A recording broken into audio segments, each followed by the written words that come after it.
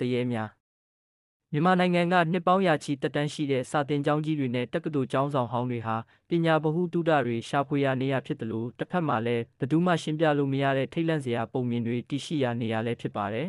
။အထူးသဖြင့်စစ်အတွင်းကဆေးရုံအဖြစ်အသုံးပြုခဲ့တဲ့ကျောင်းဆောင်တွေဒါမှမဟုတ်မတော်တဆမှုတွေနဲ့လူသေဆုံးမှုတွေရှိခဲ့မှုတဲ့ကျောင်းဝင်းတွေထဲမှာညှဉ်းနှက်တဲ့အခါဘာတွေဖြစ်ပျက်နေသလဲဆိုတာသင်သိပါသလား။အပိုင်းတက်ရန်ကုန်တက္ကသိုလ်အဆောင်ဟောင်းများရန်ကုန်တက္ကသိုလ်ရဲ့နာမည်ကြီးအဆောင်ဟောင်းတွေစီကိုအရင်သွားကြည့်ရအောင်ညှဉ်းနှက်တဲ့အခါအဆောင်ရဲ့ရှည်လျားပြီးမှောက်မဲနေတဲ့စင်ကြံလန်းတွေမှာဘယ်သူမှမရှိဘဲလမ်းလျှောက်နေတဲ့ခြေတံတွေကိုအတိုင်းသားကြားရတတ်ပါတယ်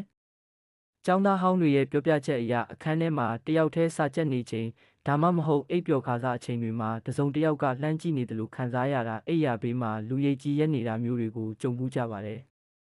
အထူးသဖြင့်အင်းလျားကန်နဲ့နီးတဲ့အဆောင်တွေမှာဆိုရင်ရေနစ်တည်ဆုံးခဲ့မှုတဲ့ဝိညာဉ်တွေကကျောင်းဝင်းထဲအထိလိုက်ပါလာတတ်တယ်လို့ကောလာဟလတွေရှိပါတယ်။အပိုင်းနဲ့စာသင်ခန်းထဲကထူးဆန်းသောအတန်များနယ်မြို့တွေကအထက်တန်းကျောင်းဟောင်းကြီးတွေမှာဆိုရင်ပိုပြီးခြောက်ခြားဖို့ကောင်းပါတယ်။ကျောင်းပိတ်ရက်တွေဒါမှမဟုတ်ညဘက်ကျောင်းဆောင်တွေပဲရှိတဲ့အချိန်မှာလူသူမရှိတဲ့စာသင်ခန်းတွေထဲကနေခုံရွှေ့တံတွေတင်ပုံးပုံမှာမြေဖြူနဲ့စာရေးနေတဲ့တောက်တောက်ဆိုတဲ့အတန်တွေကိုကြားရတတ်ပါတယ်။တခါတလေမှာဝစ်စုံဖြူအစိမ်းနဲ့ចောင်းသားចောင်းသူလေးတွေဟာစင်ကြံလန်းတွေမှာပြေးလွှားနေတတ်ပြီးလိုက်ကြည့်လိုက်ရင်တော့ဘသူကိုမှမတွေ့ရတော့ပဲလေအေးတစ်ချက်ဝေးတိုက်သွားတာကိုပဲခံစားရမှာပါ။အပိုင်း3စစ်အတွင်းကနာကျင်စရာသမိုင်းကြောင်းများဒုတိယကမ္ဘာစစ်အတွင်းကဂျပန်စစ်စခန်းဒါမှမဟုတ်ဆေးရုံဖြစ်အသုံးပြုခဲ့တဲ့ကျောင်းဆောင်တွေဟာအချောက်ဆုံးလို့နာမည်ကြီးပါတယ်။အဲ့ဒီတုန်းကညှဉ်းပန်းနှိပ်စက်ခံရပြီးတေဆုံးခဲ့ရတဲ့စစ်သားတွေလူနာတွေရဲ့ဝိညာဉ်တွေဟာအခုထက်ထိကျောင်းဝင်းထဲမှာလှည့်လည်နေစေလို့ဆိုကြပါတယ်။တချို့ကျောင်းတွေမှာဆိုရင်ညဘက်ဆိုစစ်ဖက်နှက်တံတွေနဲ့အမိန့်ပေးတံတွေကိုတောင်ကြားရတယ်လို့ပြောကြပါတယ်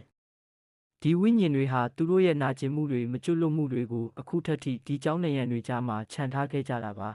။အပိုင်း၄ကိုတွေးဖြစ်ရဆိုးများကျွန်တော်တို့ကြားဘူးတဲ့ဇလန်းတစ်ခုမှဆိုရင်ကျောင်းမှာညအိတ်ဆောင်ရတဲ့ဆရာတယောက်ဟာညှဉ်းနှက်တဲ့အခါစာကြည့်တိုက်ထဲမှာစာအုပ်တွေတအုပ်ပြီးတအုပ်ပြုတ်ကျနေတာကိုတွေ့ခဲ့ရပါတယ်။သွားကြည့်တဲ့အခါမှာတော့စာအုပ်စင်ကြားမှာအမျိုးသမီးတယောက်ရဲ့သပင်ရှည်ကြီးတွေကိုပဲမြင်လိုက်ရပြီးခဏချင်းမှပဲပျောက်ကွယ်သွားခဲ့ပါတယ်။ဒါဟာရိုးရိုးချောက်တာလားဒါမှမဟုတ်တစ်ခုခုကိုပြောချင်နေတာလားဆိုတာဘယ်သူမှမသိနိုင်ပါဘူး။စာသင်ကျောင်းဆိုတာပညာသင်ယုံတင်မကပဲအတိတ်ကနာကျင်စရာသမိုင်းကျောင်းတွေမကျွတ်လွတ်တဲ့ဝိညာဉ်တွေခိုနားရနေရလဲဖြစ်နေတတ်ပါတယ်။တင်ရောတင်ကျောင်းမှာဘလို့ထူးဆန်းတာတွေကြုံဘူးလဲ။ဒါမှမဟုတ်ဘလို့ခြောက်ခြားစရာပုံမြင်တွေကြားဘူးလဲ။ခါမဲ့မှာမျှဝေပေးခဲ့ပါဦးအခုလိုစိတ်ဝင်စားစရာမျိုးပြပုံမြင်တွေကိုကြည့်ဖို့ subscribe လုပ်ထားဖို့မမေ့နဲ့အောင်တော့